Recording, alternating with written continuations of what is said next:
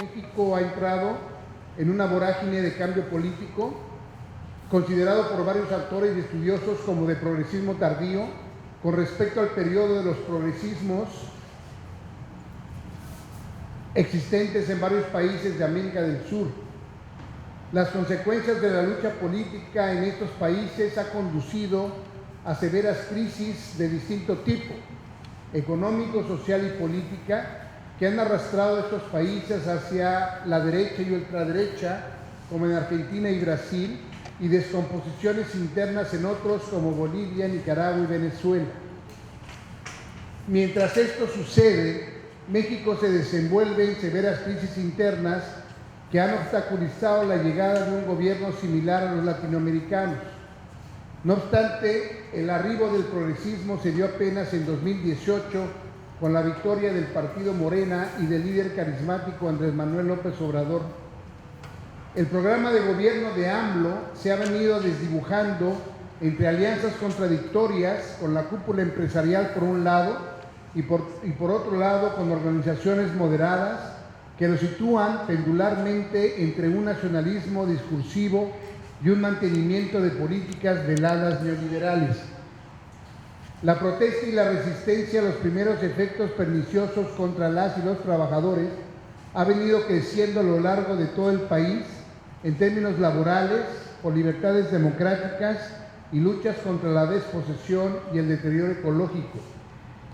Ante la experiencia sudamericana y el casi primer año del gobierno de tipo progresista o populista mexicano, el objetivo de este conversatorio es recurrir a especialistas y expertos, académicos y representantes de la sociedad civil a discutir posibles balances y perspectivas de gobiernos progresistas, así como logros y consecuencias perniciosas en relación con los movimientos populares que se les anteponen o se coaligan políticamente. Voy a leer todas las preguntas porque no se trata, digamos, de hacer una especie como de examen, ¿no?, para los panelistas, sino más bien como por dónde va el asunto, ¿no?, y ustedes ya retomarán o no las preguntas. Son, primero, ¿qué características tiene el progresismo latinoamericano y cómo se ha expresado particularmente en ciertas regiones o países del continente?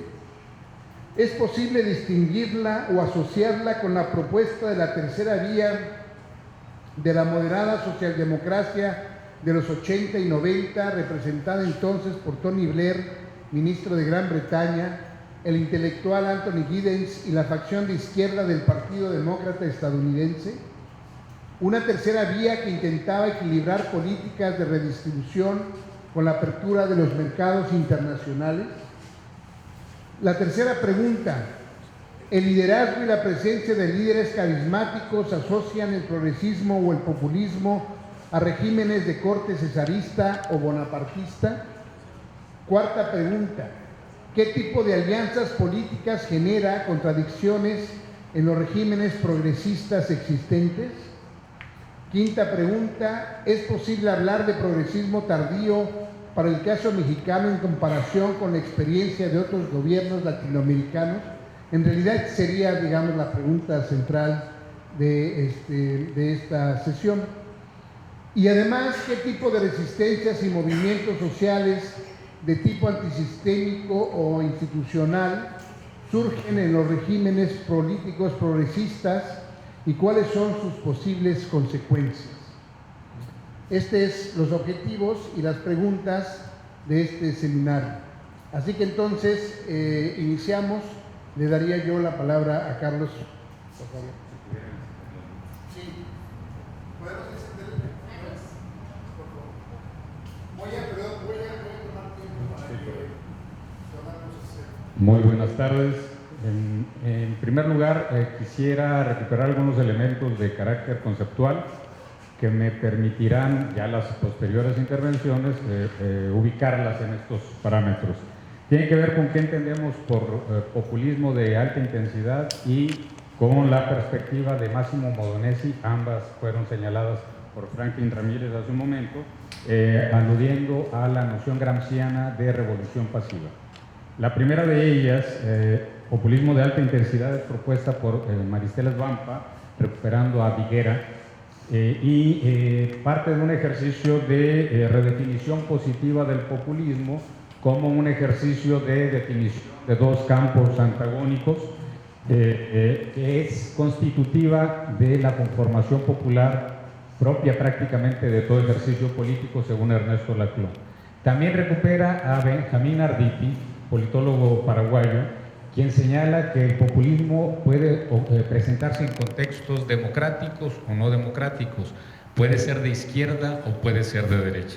Bueno, a partir de esto, lo que nos presenta Maristela Svampa como su conceptualización y su diagnóstico sobre el fenómeno en América Latina tiene que ver con que hay ya una matriz populista instalada históricamente en las sociedades, en muchas de las sociedades latinoamericanas, que se ve activada en el contexto del cambio del consenso de Washington al consenso de las commodities, dice ella.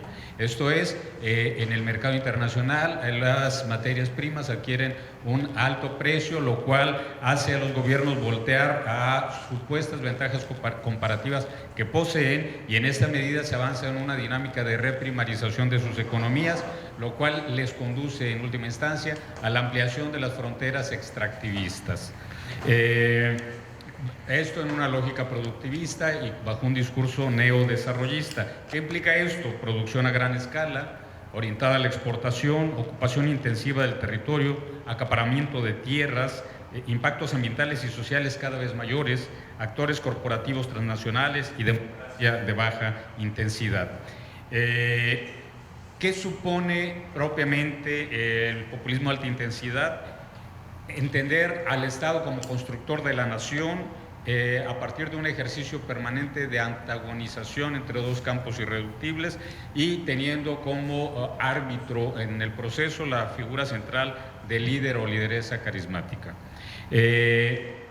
Supone la presencia de un excedente democrático en la medida en que en una práctica de democracia plebiscitaria continuamente se están excediendo los parámetros de la democracia representativa formal. Hay un déficit igualmente en tanto que esta dinámica de incorporación de los anteriormente excluidos en la dinámica social y política de la nación se ve finalmente subordinada a la figura del líder.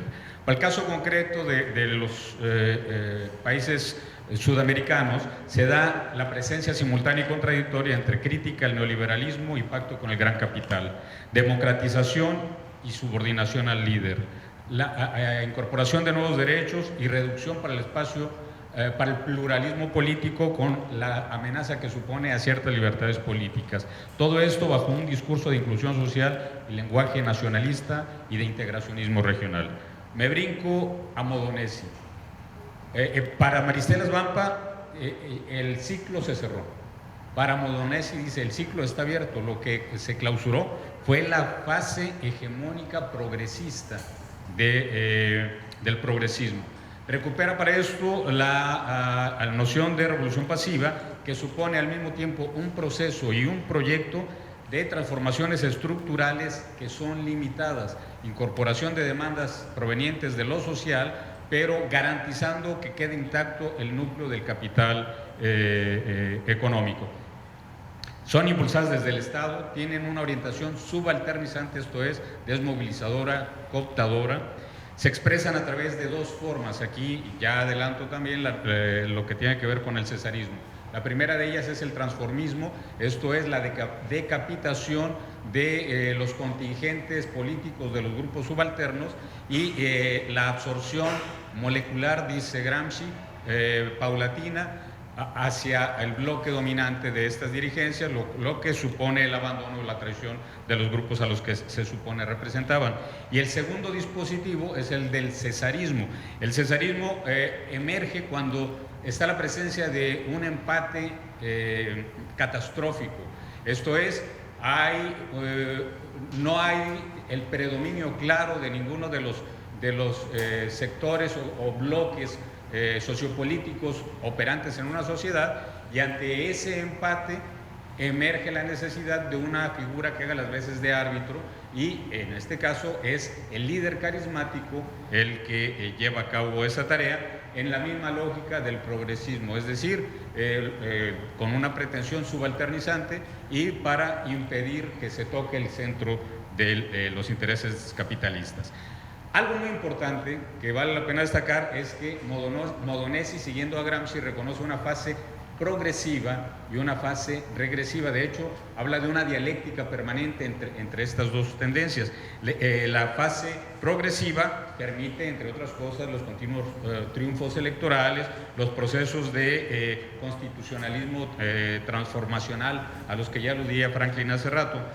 Y en la fase regresiva, a pesar de un discurso radical que apela a la construcción del pueblo, hay un recentramiento del Estado. Ahí le dejo.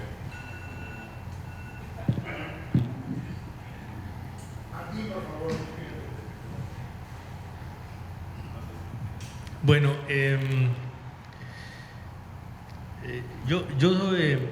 este planteamiento que está haciendo Carlos, digamos, más que retomarlo, a mí me parece interesante como marco, solamente que yo plantearía dos elementos también. Uno, por ejemplo, para la Clau, el populismo tiene una perspectiva más positiva, ¿no? O sea, esta teorización que hay sobre populismos se plantea como, la Clau tiene la idea de que hay una denostación de los sistemas y los regímenes populistas y que hay una manera muy superficial de plantearlos y analizarlos, y que realmente esta visión populista, si bien hay elementos carismáticos, hay otra serie de necesidades que van respondiendo a un sistema sociohistórico determinado, ¿no? Entonces, digamos, ese es un punto importante. A mí me gusta un poquito hacer el puente también con la parte histórica, y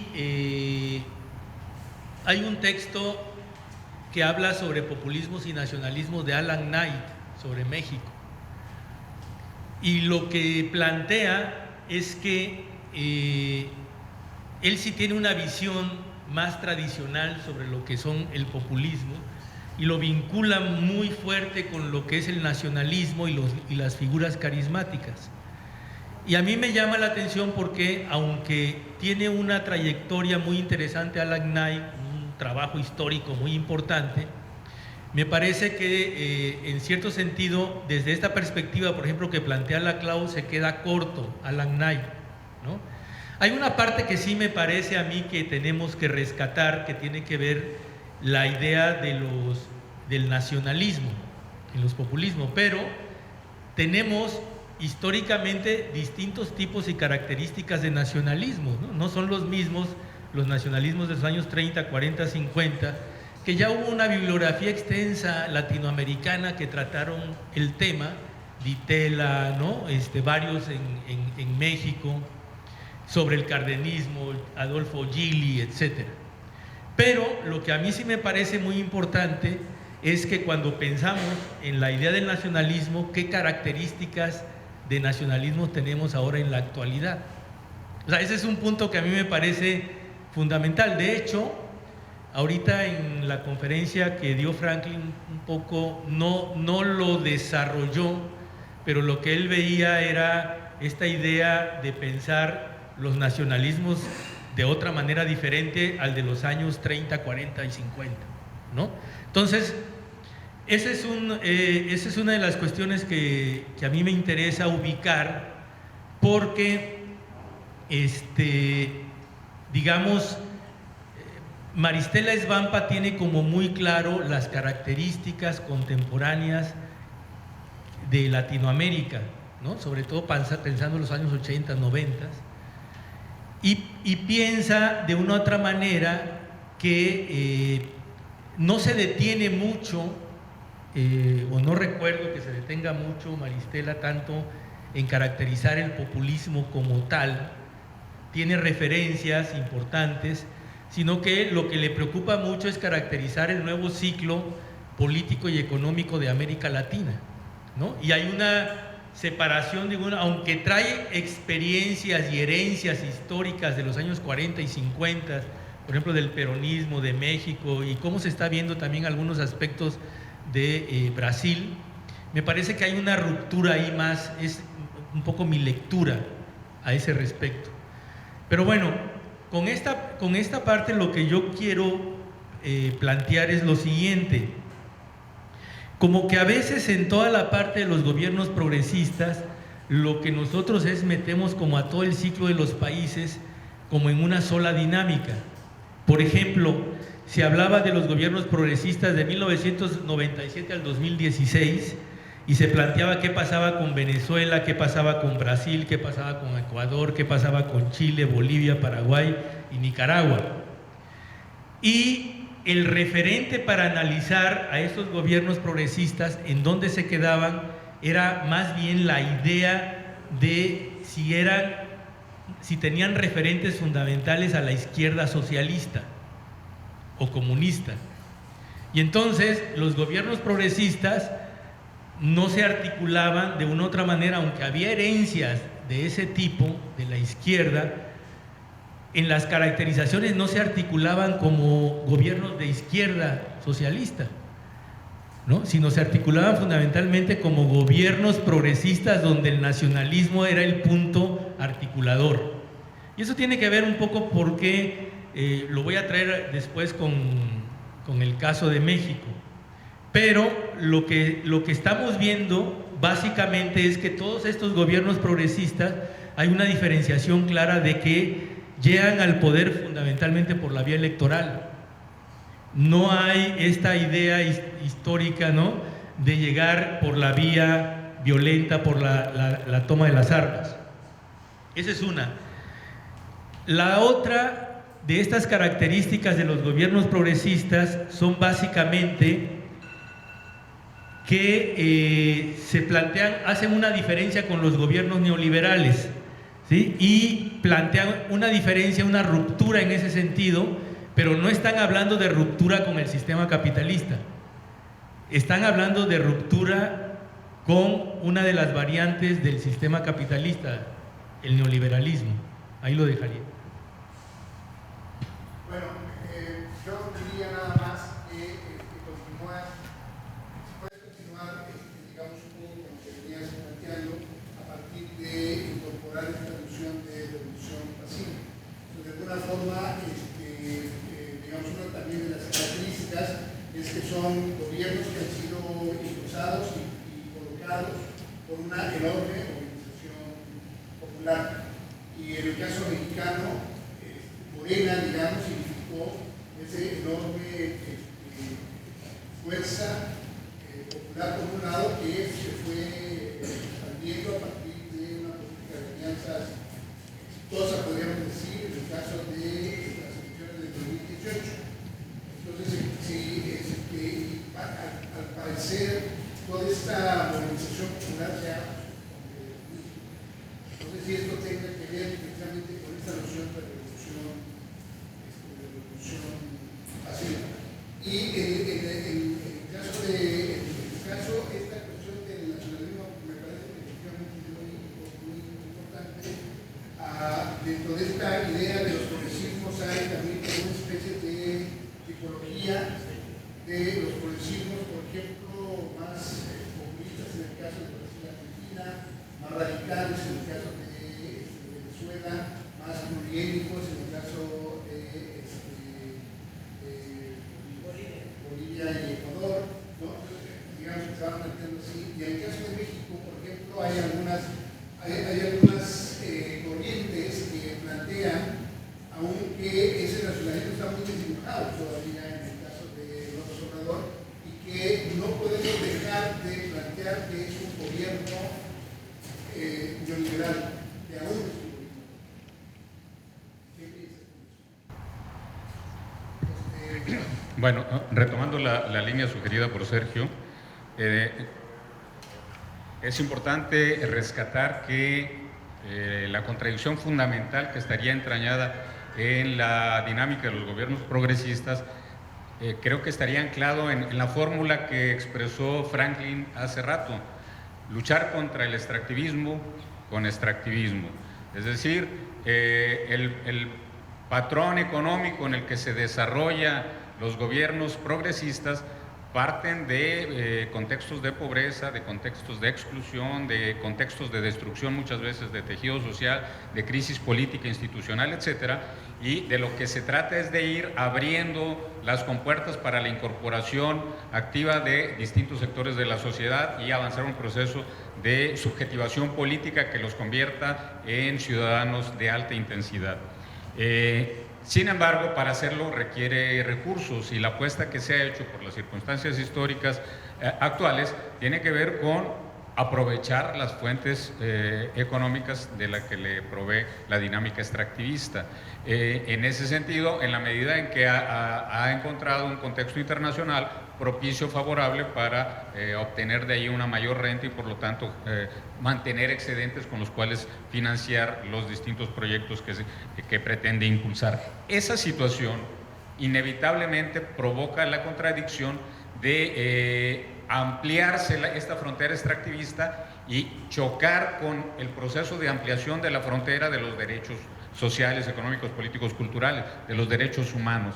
Y eso fundamentalmente provoca, por esa razón, que el enfrentamiento fundamental transcurra con sectores indígenas, sectores campesinos, sectores de ambientalistas, dado que son ellos quienes viven, construyen su existencia, su pasado, su presente y su futuro en esos territorios precisamente que constituyen verdaderos santuarios para la lógica extractivista, dado que dada la dinámica de estos pueblos no se dedican a la expoliación irrefrenada, a explotar los recursos en esta lógica moderna occidental, sino preservarlos y vivir en ese contexto territorial en una relación de equilibrio ecosistémico, de armonía, etc. Por lo tanto, eso ha constituido el núcleo fundamental desde donde se ha desprendido la crisis en el respaldo social para los movimientos, para los gobiernos progresistas. Fue el caso de Bolivia, fue el caso de Ecuador. Desde el inicio en la experiencia mexicana ha sido el caso del ZLN. De inmediato afirman, son los mismos neoliberales con otro rostro, no hay ningún cambio de por medio, están los proyectos del Proyecto Maya, del Paso Transísmico, etcétera, todos los megaproyectos que representan un riesgo radical para los territorios donde habitan los pueblos originarios y para la soberanía nacional. En esa medida, el conflicto que en otros lugares llevó tiempo para que se expresara y se manifestara con toda su fuerza, en México emergió prácticamente desde el inicio. Insisto, tiene que ver con esa contradicción fundamental que de alguna manera estaría anclada en una perspectiva de carácter económico. Quisiera añadir al tema del cesarismo, porque tiene que ver con la situación del gobierno actual en México. El cesarismo emerge como necesidad de arbitraje a través de una figura carismática en un contexto de empate catastrófico provocado por limitaciones orgánicas insuperables en el bloque, en el poder, por procesos coyunturales que representan problemas muy severos ante los cuales el bloque en el poder no puede reabsorberlos problemáticamente, pero sobre todo tiene que ver con la falta de maduración suficiente por parte de las clases subalternas. En el caso de México, un poco para empezar a orientar, lo que apreciamos, ya lo dije, es contextos de crisis económica, de descomposición social, política, violencia sistémica, sistemática, como dijera Mario Constantino, pero además falta de organicidad, falta de articulación por parte del movimiento popular. De manera que en ese contexto la reactivación de la matriz populista en términos de Svampa resulta altamente pertinente, porque no tenemos un bloque contrahegemónico que parta ni de grupos ni de clases, etcétera, consistentemente organizada ni articulada, y emerge en cambio una estrategia a la Laclau de constituir el pueblo discursivamente a partir de la mafia del poder versus el pueblo que salva al pueblo, disponiendo del rayito de esperanza, que es la condensación mítica a la que el propio Andrés Manuel da lugar, es decir, se configura completamente esa gramática y en esa medida, mediante la construcción no solo política, sino emocional intensiva, logra, mediante alianzas muy abiertas, muy heterogéneas, muy contradictorias, constituir una mayoría que era necesarísima para poder efectivamente hacer prevalecer un triunfo electoral ante un absolutamente previsible escenario de fraude en caso de que no hubiera sido así de avasallador el triunfo. Por lo tanto, en esa lógica de construcción discursiva populista del pueblo, se reintroducen una cantidad extraordinaria y profundísima de contradicciones que ya están aflorando. La pregunta en ese sentido es, ¿podía haber sido de otra manera? Sospecho que no.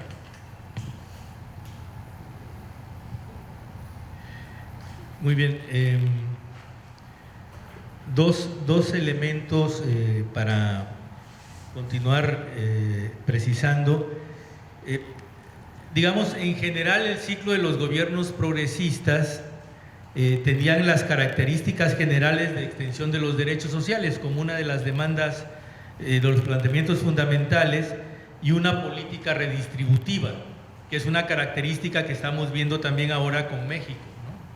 Pero hay una expansión y extensión de los derechos cívicos y políticos. Esa es como una de las características fundamentales. Por ejemplo, en Brasil, toda esa política pública del hambre cero, ¿no? Que pudiera, yo la sentía más estructurada que ahora, por ejemplo, que están tratando de hacer toda esta política de becas, y el caso de Bolivia, el Estado pluriétnico. Entonces, digamos, sí había propuestas y proyectos políticos y sociales. El problema es cuál es la extensión de estos proyectos y qué pasó. Entonces, dos cosas fundamentales de carácter económico era una política redistributiva, por un lado, y el otro el incremento salarial, ¿no? Esas dos políticas. Y la otra fue toda una estrategia de intentar políticas regionales. Sí hubo esa estrategia de intentar políticas regionales. Ahora, el problema se mantiene en lo que Carlos expresó. Esto es, esta visión política y este proyecto económico, ¿en qué contexto estaba? ¿No? Estaba en un contexto básicamente capitalista. Y los elementos de entrada económica fundamentalmente era el extractivismo, lo que nosotros conocemos ahora como neoextractivismo. Entonces, esa matriz, ese elemento es fundamental. De una u otra manera, estamos viendo ahorita, por ejemplo, Bolivia se basa mucho en proyectos neoextractivistas.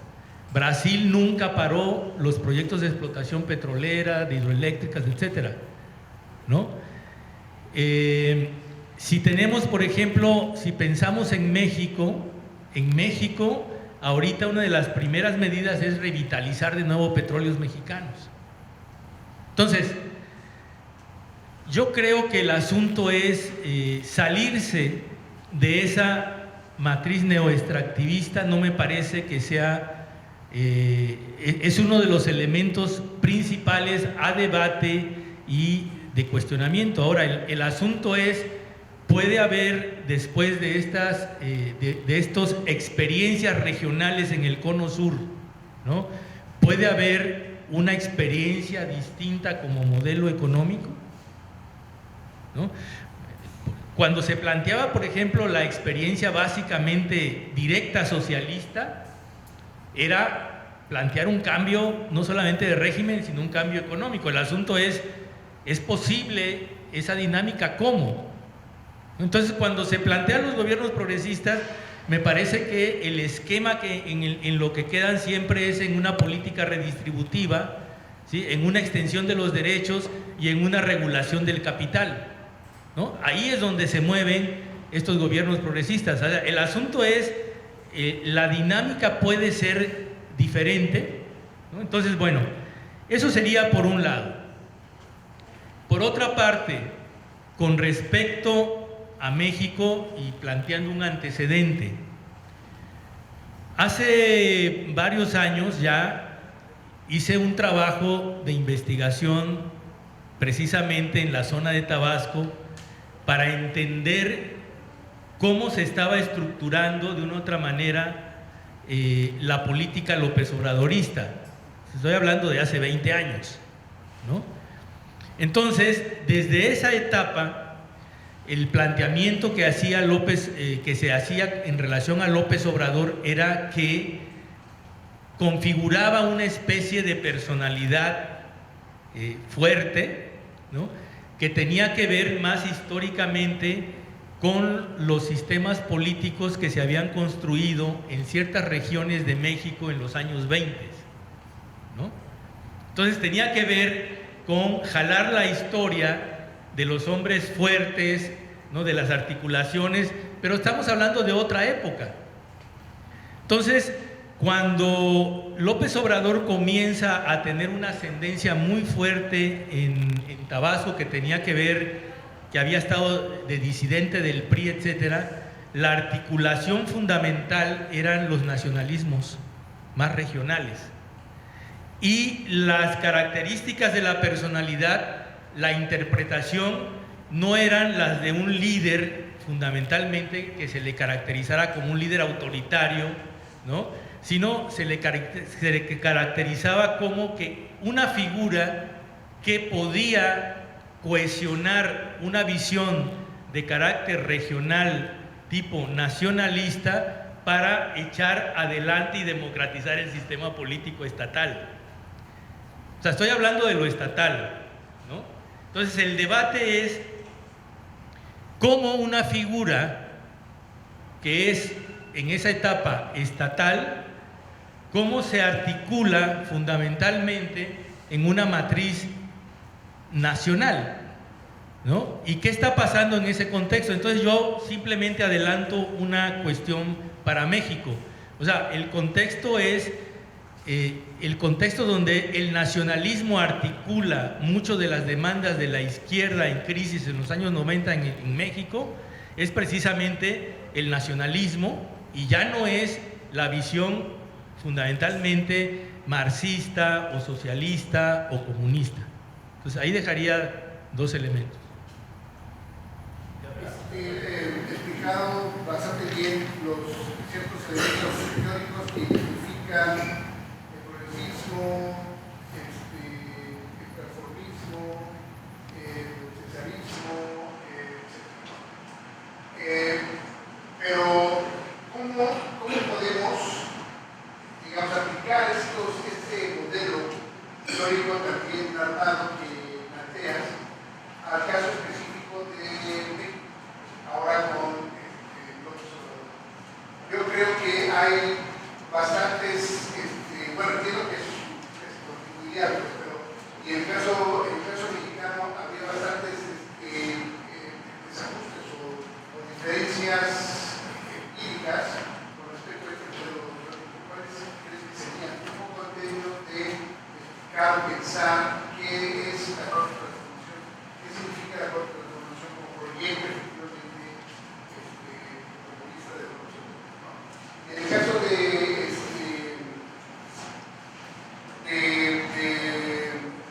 Martín, lo que tú planteas, digamos, el asunto de nacionalismo me parece interesante y me llama la atención porque tú siempre has defendido, por ejemplo, las diferencias regionales al interior del país que explican las grandes diferencias de ciertos procesos sociopolíticos, por ejemplo, la cuestión de la alternancia o los procesos de democratización, que se hablaba de los procesos de democratización, alternancia en el caso del 2000, todo el mundo hablaba de esos espacios mientras que Veracruz seguía todavía con una especie de sistema cerrado, etc.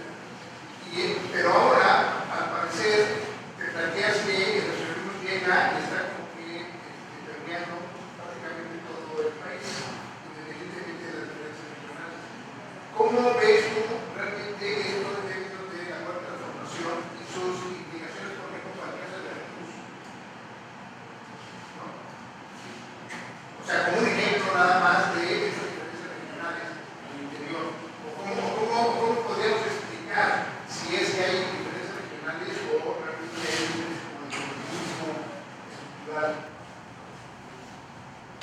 Bueno, yo quisiera partir de recuperar la idea intrínseca tanto en la noción de populismo de alta intensidad como en la de revolución pasiva, que se trata de proyectos, procesos que buscan incorporar demandas y sectores que anteriormente estaban excluidos a la dinámica de la nación como ciudadanos en el ejercicio más pleno de sus derechos, por un lado. Pero esto lo hacen preservando el núcleo del capital. Por eso coincido en el sentido de que de lo que Martín nos dice, de que se trata de propuestas en principio neoliberales, no necesariamente anticapitalistas, pero no necesariamente tampoco capitalistas en el fondo, ¿no? Es decir, pueden en el transcurso derivar experimentalmente hacia distintos derroteros. Segunda idea. Me parece muy valioso recuperar, aunque en una concepción más compleja de copresencia, de hibridación y de complejidad temporal, la idea que plantea Modonesi en el sentido de que hay una fase progresiva y una fase regresiva en el proceso de la revolución pasiva. Esto es una primera etapa en la que se obtienen los logros, digamos, en la dinámica de la representación política, y una segunda en la que esta posibilidad se agota, se tiende al recentramiento y en ese sentido, a pesar de un discurso que se mantiene radical, a una suerte de derechización de los procesos, ¿no? Me parece que si complejizamos más esta noción y asumimos la copresencia de estos componentes en dinámicas más zigzagueantes, más contingentes y más dependientes de la acción política de los propios actores, podríamos darle más riqueza a la noción. ¿Esto por qué lo menciono? Porque me parece que para el caso mexicano se presentan las condiciones de crisis política necesaria para indagar la presencia de Andrés Manuel y lo que él representa como un personaje no que es, sino que ha devenido como carismático, y que ante la ausencia de organicidad por parte del movimiento popular, de articulación y solidez suficiente, emerge como una necesidad de arbitraje en este momento de crisis sociopolítica nacional. Y me parece que además lo hacen en condiciones de destrucción del tejido social, del medio ambiente y de militarización del país, que le da una singularidad notable al caso mexicano. Ante este empate catastrófico se reactiva la matriz populista mediante la creación de una alianza multiclasista, multiétnica, muy amplia, que le genera contradicciones insalvables a López Obradorismo, que le están estallando, sin embargo, muy temprano. Genera la dicotomía, igualmente discursivamente hablando, de el pueblo versus la mafia del poder.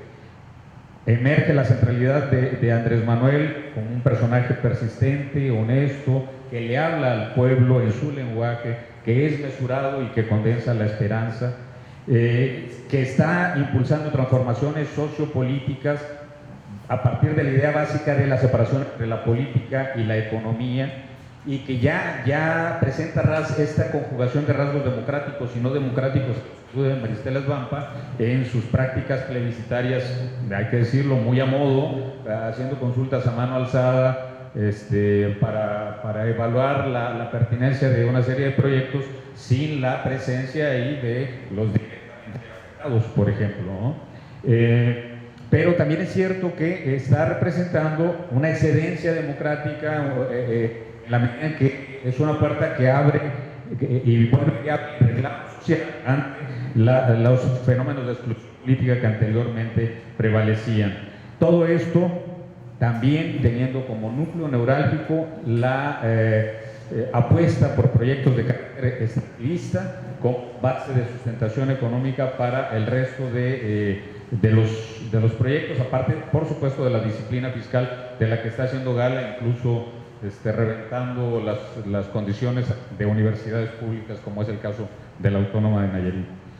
Pero no podía ser de otra forma. Me parece que este tipo de estrategia electoral contra el fraude era indispensable, que esta alianza con los capitales con cierta vocación nacionalista es fundamental para aspirar a la reactivación del mercado interno, que sí hay que preservar cierta disciplina y buena diplomacia, particularmente ante los Estados Unidos, porque el riesgo de desestabilización es permanente y que hay que mantener una relación también con pincitas con las Fuerzas Armadas, porque la eventualidad de un golpe de Estado también está presente, que esto genera contradicciones sin duda alguna.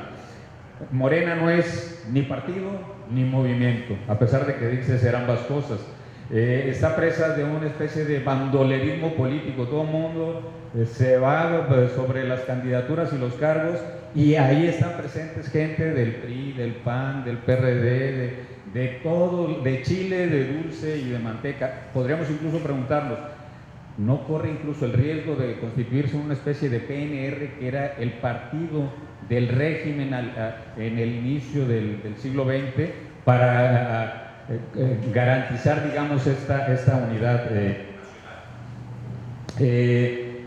Hay el riesgo de que la agenda del capital nacional e internacional se sobreponga, por supuesto, en este apetito extractivista.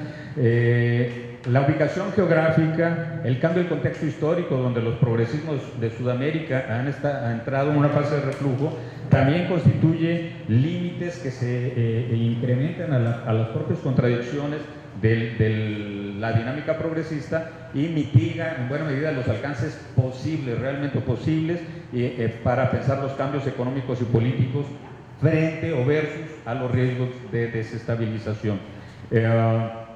El otro problema, si bien ahorita con el triunfo masivo arrollador, 32 millones de votos, representa una condición bastante amorfa, tenemos el riesgo de que Andrés Manuel López Obrador se encuentra en una tradición histórico-política antirreeleccionista, y él mismo ha forjado buena parte de su discurso en la referencia a esa matriz. Y la pregunta es, ¿se alcanzará a estructurar y organizar Morena de aquí a 5 años que restan del gobierno de Andrés Manuel López Obrador? ¿Qué sucederá entonces? Porque sabemos, el carisma ni se hereda ni se delega. Muy bien. Sí, cuando en relación a los procesos políticos, lo que yo siempre digo, mucho tiempo he sostenido, es que las dinámicas federales y nacionales, centralistas, lo que plantean a veces es una especie de desdibujar las experiencias regionales, ¿no? Entonces es muy importante plantear esa articulación para poder entender cómo, entendiendo lo regional, las propias experiencias locales permiten enriquecer todo el proceso y su construcción nacional, pero a su vez, digamos, hay cierto sedimento que se manifiesta en lo regional de distintas maneras, ¿no? Lo que a mí me parece básicamente en el caso de México es que ante la crisis política de los años 90 y las crisis ideológicas de los socialismos, la ideología en México articuladora fue fundamentalmente el nacionalismo, de nuevo, o sea, recuperado con otro tipo de elementos articulados a nivel internacional. Ese es, digamos, por lo que se planteaba. En ese mismo contexto, lo que a mí me parece es que el movimiento vamos a manejarlo así ahorita, el movimiento de Morena, más allá de Morena, el movimiento social que se expresó el 1 de julio, yo tengo la idea, y yo creo que todos en eso podemos coincidir, que fue un movimiento que fue más allá de Morena, ¿no? Que fue un movimiento que fue más allá del sistema de partidos políticos en el país. Pero además a mí hay algo que me llamó mucho la atención, que antes de que naciera Morena, lo que había era una crisis del sistema de partidos políticos en México, ¿no? y el que oxigena de nuevo el sistema de partidos políticos en México es Morena. O sea, lo vuelve a reciclar, ¿no? Entonces ahora, esto, no hablemos de está bien o está mal, lo que pasó, eso fue lo que pasó, ¿no? Pero lo que sí es cierto es que entonces, en las condiciones históricas de México, lo que a mí me parece es que se hizo una especie de construcción, otro tipo de alternativa contrahegemónica que aisló solamente a ciertos grupos y a ciertos partidos políticos. En el caso del empresariado, yo creo que ya no hay empresariado nacionalista en México. O sea, en esta idea de los nacionalismos, o sea, hablar de las alianzas, por ejemplo, en los 70s, había un empresariado que se planteaba nacionalista de pequeñas y medianas industrias, etcétera. Yo creo que en eso en México ya no tenemos un empresariado nacionalista, está bastante muy bien ubicado a todo nivel internacional y en el circuito financiero internacional. Entonces, ¿qué es lo que pasaba? ¿Por qué no les convenía a los empresarios? O sea, ¿por qué les convino también? No estoy hablando de manipulación, pero estoy hablando de un momento político. ¿Por qué les convino que ganara López Obrador? Porque había una descomposición más allá social, política y económica en el país que no podían regularla, ¿no? Y una de las salidas, sobre todo a partir de los problemas de las violencias en México, la única manera que la podían regular es a partir de un partido y un frente político como el que se hizo en el país, ¿no? Bueno, me parece entonces que más allá que gobierna Morena, el movimiento del 1 de julio fue un movimiento más allá de Morena, fue un movimiento social más allá de Morena, fueron muchas inconformidades y alianzas coyunturales con el empresariado, con un sector del empresariado, ¿no? Nadie va a pensar que TV Azteca es un empresario nacionalista, ¿no? Que tiene intereses en todas partes del mundo, inversiones, etcétera, y también en tecnologías limpias, etcétera. Entonces, bueno, a lo que voy es a lo siguiente. No me parece que estamos en una etapa en México donde toda esa correlación que llevó a Morena al poder no se van a poder mantener las alianzas, ¿no? Y va a tener que haber una redefinición mayor de políticas de las alianzas. Yo creo que, y eso es lo que estamos viendo ahorita con el empresariado está a la expectativa para ver qué proyectos de inversiones tiene. Y uno de los proyectos de inversiones que se plantea es, como ustedes saben, pues el Tren Maya y otra serie de proyectos, el transísmico. Ahora, esa dinámica cae en una visión de lo que se plantea como los megaproyectos o no cae, ¿no? Y en esa dinámica, ¿qué pasa con el movimiento indígena? Bueno, el zapatismo ya se expresó, ya sabemos que se expresó desde antes en relación a López Obrador, pero lo que a mí me parece es que estamos en una etapa de rediseño de alianzas, ¿no?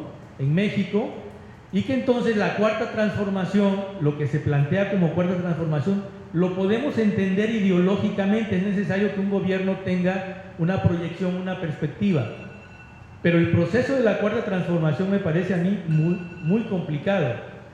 A mí me parece que las demandas planteadas con respecto a un gobierno de carácter progresista tendrían que ser menos ambiciosas en ese sentido y en una rearticulación de alianzas, pero también a partir de proyectos, un debate muy importante nacional a partir de cómo se pueden plantear los proyectos a partir de la matriz productiva. O sea, milagros tampoco se pueden plantear, ¿no? Un poco como decía Carlos, pero sí lineamientos y estrategias que vayan fundamentalmente pegando a un modelo de desarrollo más distinto.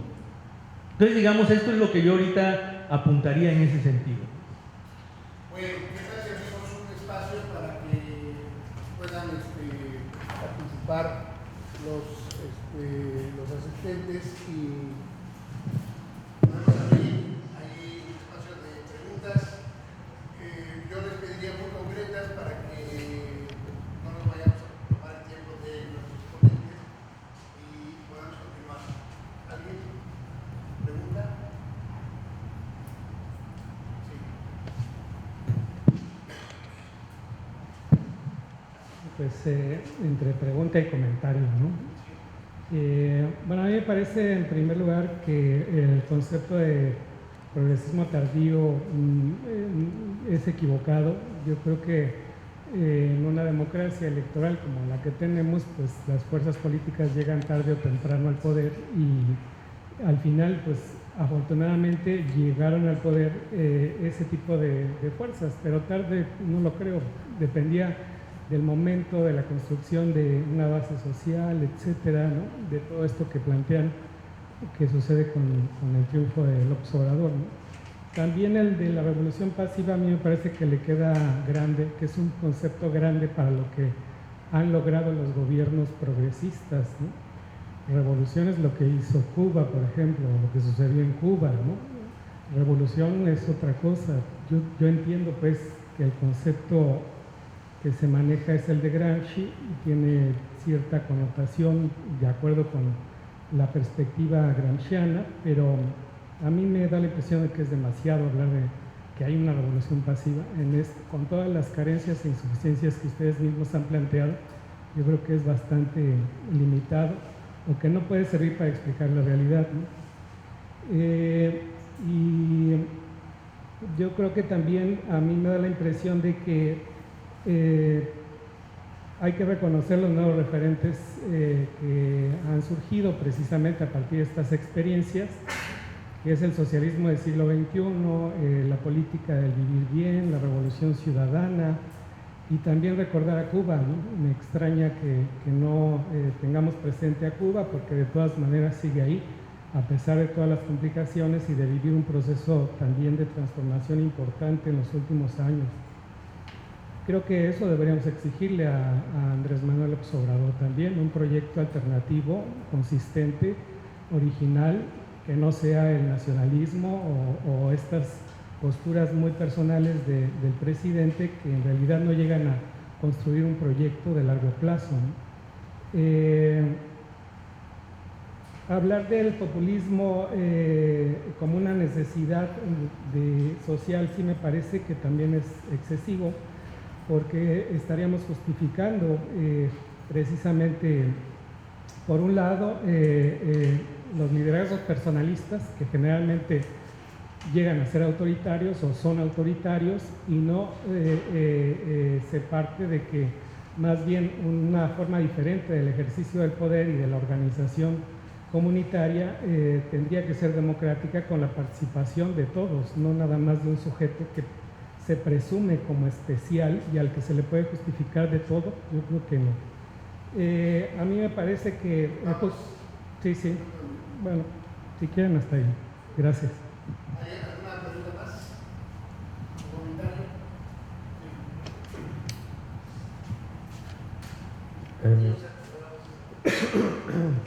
Pues yo, como pueden ver, soy de origen europeo, de hecho alemán, y yo vi esta etapa de los gobiernos socialdemócratas en Europa, como mencionaron ya el gobierno de Tony Blair, en Alemania era Gerhard Schröder, en Francia Lionel Jospin y todo lo demás.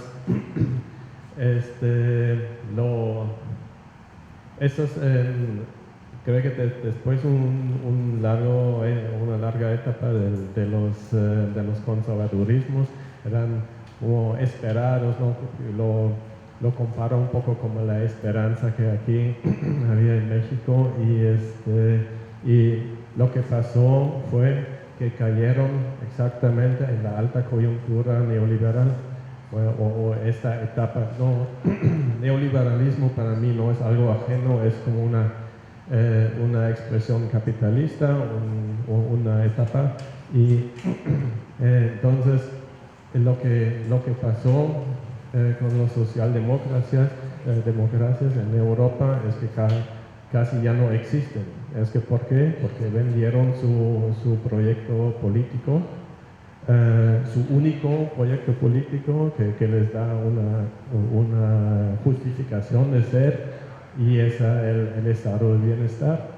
Y ya no existen porque en toda esta época ellos mismos se enteraron, era un suicidio. Luego los frustrados izquierdistas en Europa vieron hacia Latinoamérica los progresismos y la tercera vía.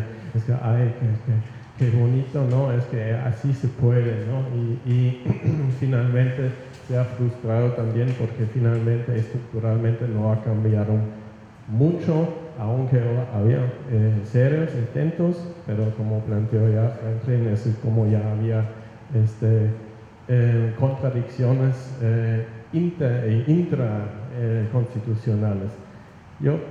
Mi pregunta es que después de esta toda experiencia histórica que tenemos desde ya 40 años, tenemos que pasar aquí por toda etapa también. Es que no podemos pasarnos un salto adelante, tenemos que pasar por todo eso, o podemos pasarnos a otra etapa más prometedora.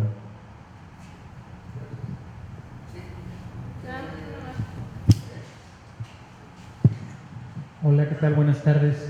Soy Juan de Dios Barrueta de Mérida, Yucatán. Pues es un comentario en relación a que una cosa que me parece importante reflexionar es que los movimientos sociales tienen de alguna manera que reconfigurar sus agendas dependiendo de los derechos o del ejercicio de derechos a los que quieren acceder determinados grupos. Pienso, por ejemplo, en Yucatán hay un problema fuerte de suicidio, no se manifiesta como un movimiento social porque no está politizado y tiene muchos matices en los que la gente pues difícilmente puede poner sobre la mesa los derechos de los suicidas, ¿no? Es como algo un poco raro de pensar, pero sí hay, digamos, un grupo de personas que se reúnen, que hacen terapia de grupo y demás, y que hablan de un maltrato y de un estigma y de una muy poca atención del Estado a ver ese problema como un problema social, y se reduce como a un problema de salud, como si fuera un asunto de enfermos mentales y de médicos y no un problema social.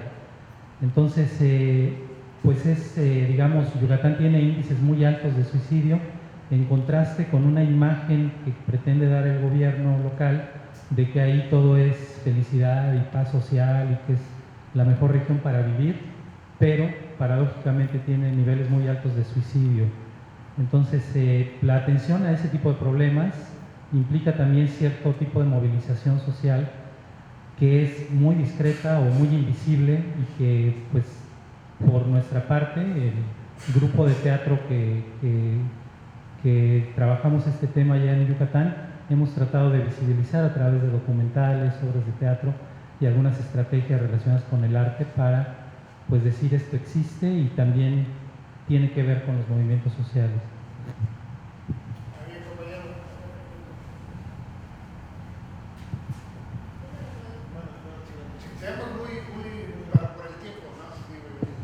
Gracias, una disculpa. La pregunta sería, ¿cuál es la diferencia central que observan ustedes entonces entre los fenómenos progresistas en América Latina, principalmente los más radicales, es decir, Venezuela y Bolivia, por ejemplo, con el proceso actual en México, toda vez que me parece que tal vez una de las fuentes principales podemos encontrarla en la relación que se está estableciendo entre el movimiento popular masivo y el líder carismático que está actuando justamente en el sentido gramsciano como la salida cesarista a la crisis orgánica del 2016 sobre todo, en el cual en México pues no puede apelar a esa movilización masiva como sí lo podía hacer Chávez o Evo en algún momento, y que les daba cierta legitimidad y capacidad de reorganización económica, ¿no? Con sus limitantes evidentes. Sí, una pregunta que me quisiera despejar ahora en México. ¿Cuál es el estado de activación, de capacidad de movilización, la densidad del tejido social popular previo a la elección de Andrés Manuel? ¿En qué estado está este campo social? Digo esto por dos razones, porque por un lado la votación brutal que tiene Andrés Manuel, si uno compara con Lula, con Kirchner, o sea, entrar con esa votación a gobernar fue algo que, a excepción de Evo Morales, todos los gobiernos progresistas consiguieron después de un periodo o dos. Entonces, esa votación se corresponde con el dinamismo del campo popular, con la erosión previa del régimen político, o es un efecto del carisma, lo que fuera, ¿no? Me parece que esto es un asunto fundamental, porque si es que una matriz populista fuerte se implanta, también tiene que ver con la debilidad o no de este campo organizativo previo, y si una dinámica de cambio político más o menos acelerado se logra colocar, también tiene que ver con la capacidad de presión de esa movilización popular que preserva cierta autonomía del régimen político y del liderazgo. Entonces, esto es algo que en los procesos sudamericanos se fue dando muy lentamente, pero aquí me parece que hay una diferencia, salvo el caso boliviano. El caso boliviano, Evo arrolla ya en 2005, porque estamos ante un momento de ascenso del movimiento social. En el caso de Brasil, de Argentina, de Ecuador, los liderazgos ganan en un momento de descenso del movimiento social y tienen que reconstruir el campo popular. Entonces me parece que si situamos bien en el caso mexicano, en qué estado está el campo popular, se puede ver mejor si estamos en fase de ascenso, de descenso, de ampliación, o de un nacionalismo estatal que no necesariamente es un nacionalismo popular con capacidad de articular a estos actores. Eso, gracias. Bueno, yo más que un comentario es una pregunta, al revés. Se habló mucho de los movimientos de izquierda, ¿no? De cómo se configuraron o cómo también tienen que ver con la llegada de este gobierno. Pero ¿qué pasa con la reactivación o el surgimiento de movimientos de las derechas, ¿no? Yo diría que incluso hay por ahí rasgos parecidos como en otras partes del mundo, del surgimiento de una derecha de raigambre, de la derecha más conservadora y además de raigambre popular, ¿no? Parece ser que incluso hay alianzas quiméricas, ¿no? De las derechas refuncionalizándose, Fox, bueno, los liderazgos también de los grupos, ¿no? Calderón, los supuestos chalecos amarillos, ¿no? Entonces, toda esta gente, ¿qué papel va a jugar en este gobierno progresista? Bueno, en relación con el tema de la revolución pasiva, efectivamente, para Gramsci supone transformaciones, no solo cambios minúsculos, pero la noción en sí misma es contradictoria. Son revoluciones hasta cierto punto, porque a partir de ahí ya no pueden avanzar más. Incurrirían en una contradicción insalvable para el propio proceso. Sí, efectivamente hay presente una tensión entre la presencia y la influencia del líder carismático, que de nuevo no está, se hizo, se construyó incluso, yo diría, mediante un trabajo no solo de muchos años, sino con un ejercicio, una construcción intelectual importante, es mi opinión. Y sí, tiene tal nivel de centralidad que de alguna manera obstruye dinámicas de incorporación participativa, democrática, de sectores, como no sea a partir de la dinámica plebiscitaria, aclamatoria, digamos, del papel que en este momento al menos juega Andrés Manuel. En ese sentido, la cuestión progresivo-regresiva me parece que sí es interesante si las ponemos en tensión dialéctica. ¿Progresivo hasta dónde? Pero además, más allá, por ejemplo, del manejo que hace Modonesi, puede ser que llegue un punto en el que venga un retroceso, un reflujo, pero luego hay que preguntarnos, ¿y qué queda? ¿Qué queda después de esa auge de esa consolidación, digamos, del proceso en una dimensión hegemónica, y a lo mejor eso nos puede dar pistas para pensar, sí, en procesos de posterior derechización, pero luego, a pesar de que pareciera que cayó la noche, florecen de nuevo protestas sociales poderosísimas, muy potentes, como lo que viene sucediendo en algunos países en este momento. En el caso de la socialdemocracia europea, y la angustiante pregunta de si se tiene que repetir lo que ya en otras latitudes se ha vivido y conocen muy bien, pues lamentablemente no sabemos si se tenga que repetir eso, pero en tanto no haya condiciones, no solo en términos de constitución de clases, sino en términos de construcción de sujetos políticos y correlaciones de fuerzas favorables para el campo popular, pues no se puede hacer más que lo que verdaderamente es posible, ¿no? En ese sentido, el alcance progresivo depende de la correlación de fuerzas que se pueda construir en la conformación de los actores sociales. En relación con la pregunta de cómo estaba el campo popular antes del triunfo electoral, sí, sin duda alguna, si uno veía un mapa del país respecto de la acción colectiva, particularmente pueblos originarios, grupos campesinos estaban activos a lo largo y ancho del país, particularmente. Pero también es cierto que en una lógica de resistencia muchas veces y desarticulada.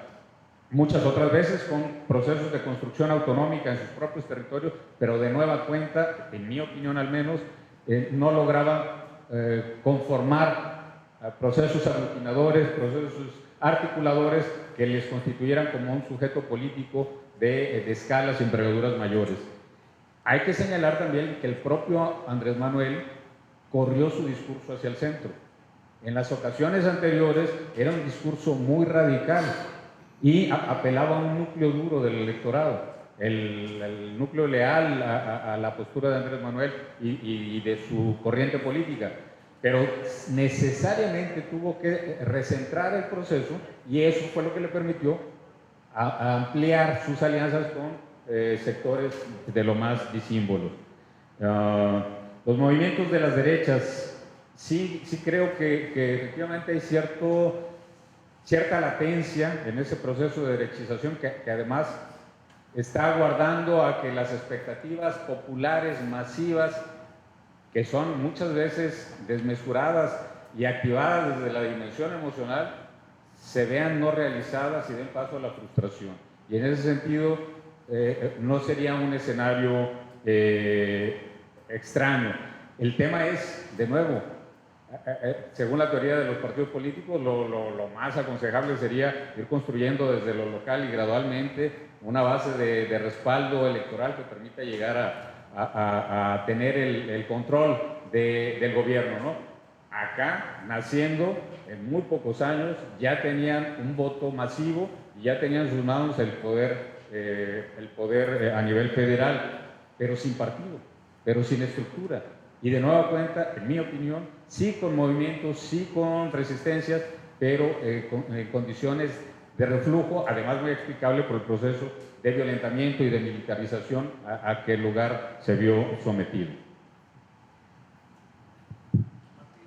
Gracias.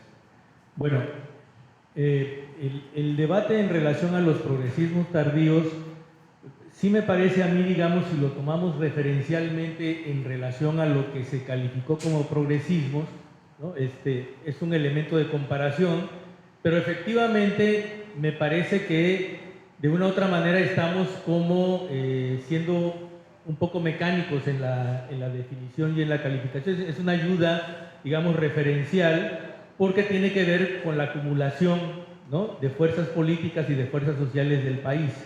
Ese sería uno.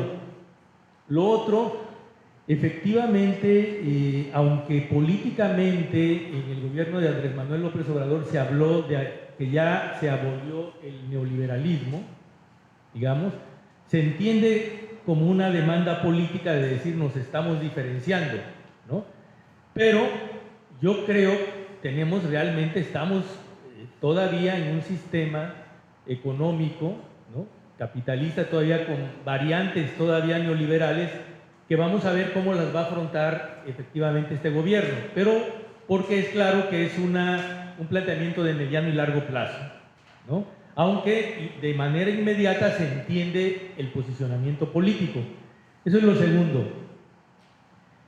Lo tercero, para ver el campo popular que plantea Franklin ahí, es, o sea, tenemos varios elementos en el país. Uno de ellos es el grado de lo que tendríamos que reflexionar más. Esto se llama lo que ha impactado las violencias en el país, en distintas partes y regiones del país. Es un elemento que tenemos que poner ahora, es un elemento central del análisis, creo yo, ¿no?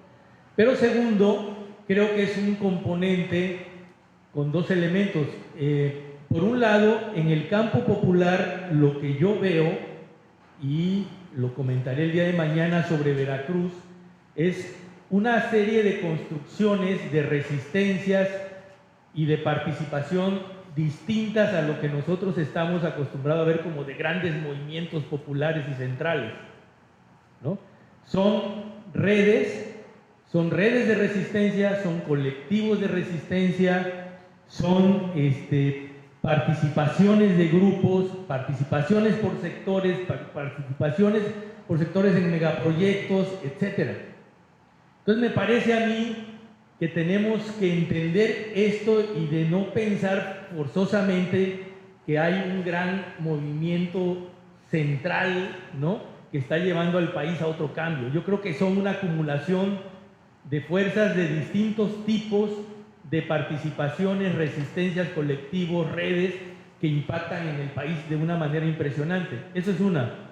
La otra es que también se articula con una demanda y con demandas de derechos ciudadanos en las coyunturas electorales. O sea, esa parte que tenemos en el país, en México, son en los momentos de coyunturas electorales. Por ejemplo, ¿por qué no pasó en el 2012? ¿No? O sea, en el 2012 se veía, o sea, ¿qué pasaba en México en el 2012 cuando gana Peña Nieto por una diferencia importante, más allá de que pensemos el fraude y todo, pero era un control? O sea, lo gana, ¿no? No pasa lo mismo en el 2018. ¿Qué es lo que pasó? ¿Qué es lo que entró en crisis? ¿Qué es lo que se planteó? ¿No? Entonces, digamos, esa es una, y yo creo que eso no es obra exclusivamente, yo creo que tendríamos que ponderar ahí más. O sea, no es obra, es un liderazgo fuerte el de López Obrador, sí lo es, ¿no? Plantea características, por ejemplo, una de las características que me parece a mí muy importante es como esta idea de lo que dibuja en el presente sobre una especie de neodesarrollismo, ¿no? Como un planteamiento, pero que no está totalmente dibujado, sino articulado, sino se va construyendo. Entonces, lo que está pasando aquí es que tenemos estas variantes. Una, las violencias, los diferentes tipos de participaciones políticas, que por eso yo comentaba el día de ayer en una de las conversaciones, que esta idea, volver a esta idea, en estas coyunturas de pensar un tipo de sociedad civil clásica, etcétera, no le encuentro mucho sentido político en el país, ¿no? Bueno, esa sería, y creo yo que con respecto al nacionalismo es una construcción ideológica que perdió, o sea, tuvo un soporte articulador en una etapa, pero que perdió bases de anclaje, digamos, en relación a las características del nacionalismo de los años 40, 50, 60, ¿no?